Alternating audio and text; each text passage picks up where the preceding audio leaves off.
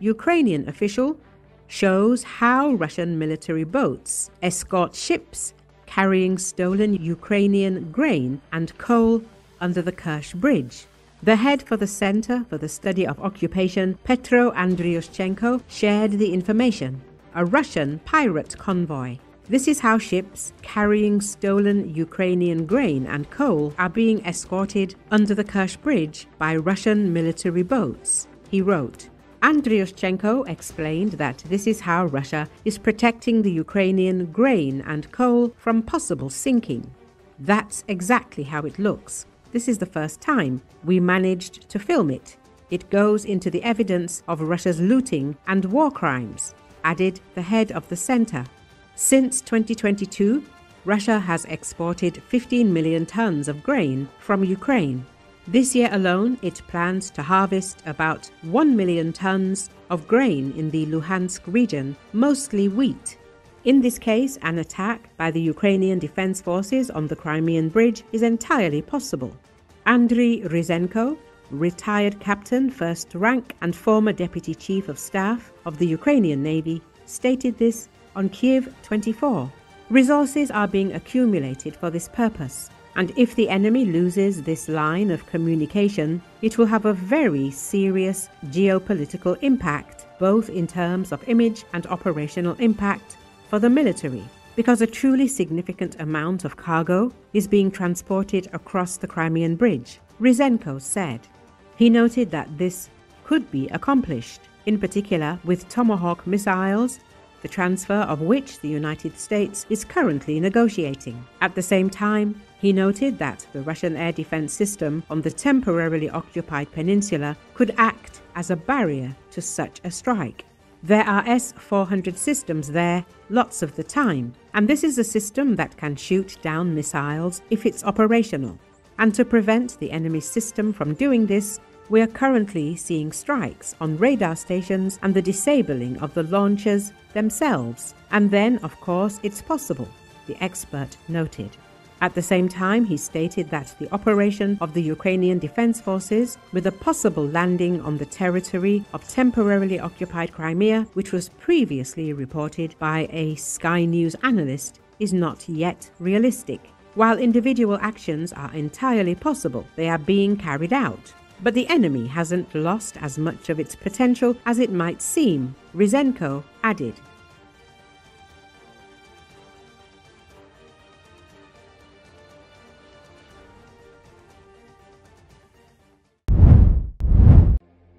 European leaders met in Copenhagen on Thursday for two summits focused on security, defense, and the war in Ukraine, following a spate of troubling drone incidents at Danish airports and military bases over the last week. According to Associated Press, Denmark's defense ministry said that a precision radar system has been set up at Copenhagen airport to help keep watch.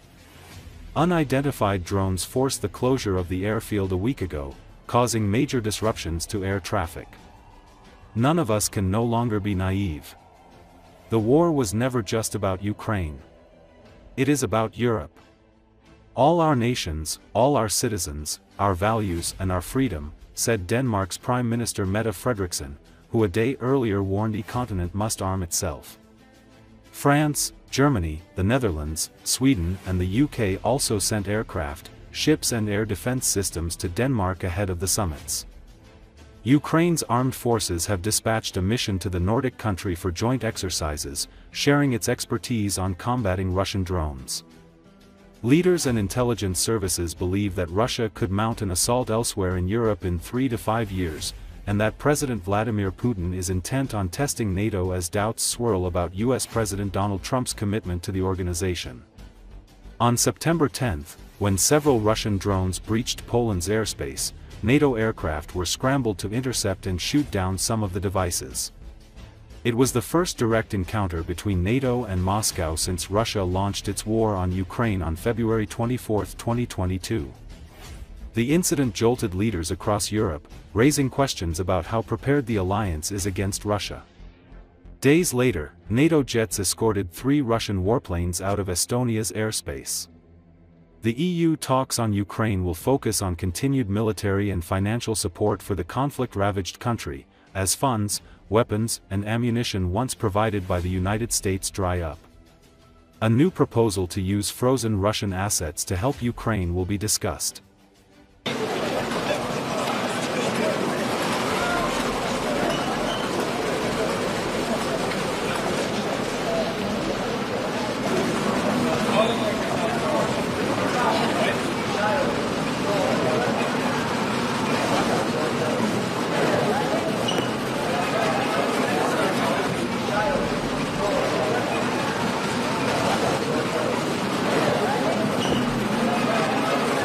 Very much. It must be clear to everyone now, Russia will not stop until they are forced to do so. And they are a threat, not only to Ukraine, but to all of us. Today we have one major task ahead of us. We have to make our common Europe so strong that the war against us becomes unthinkable. And we have to do it now. It was founded as a response by you, Emmanuel, to Russia's full. I know that for some of you, the threat from Russia is very clear and very present. For others, it still seems further away. But none of us can no longer be naive. The war was never just about Ukraine.